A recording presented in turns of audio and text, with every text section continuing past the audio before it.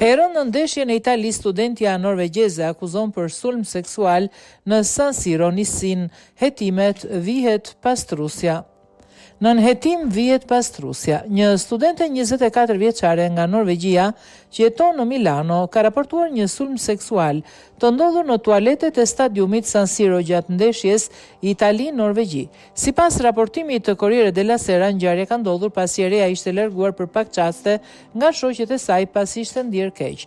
Vajza e tronditur me lot në sy ka thënë se është prekur nga një pastruese brenda tualeteve të stadiumit. E dyshuara është një 25 vjeçare me origjinë egjiptiane me qëndrim të rregullt në Itali dhe punësuar nga kompania që mirëmban ambientet e stadiumit. Ajo u shoqërua menjëherë në komisariat brenda arenës sportive dhe aktualisht është nën hetim për sulm seksual.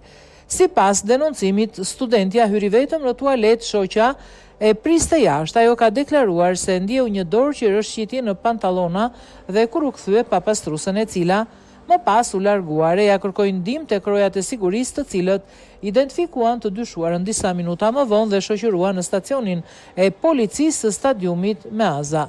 Pastruesja gjatë dëshmisë dhënë para oficerëve të skuadrës fluturuese ka mohuar akuzat, duke deklaruar se ndodhej në tualetin e grave për shkak të detyrës dhe se ju afrua vajzës vetëm për të kontrolluar gjendjen e saj pasi e kishte parë të shqetësuar. Ajo nuk ka precedent penal. Prokuroria e Milanos ka hapur një hetim për akuzën e sulmit seksual. Autoritetet po mbledhin dëshmi dhe po verifikojnë lëvizjen e dyshuarës dhe rrethanat e plota të ngjarjes, ndërsa hetimi vjon pozicioni 25 vjeçares do të vlerësohet në bazë të provave që do të dalin.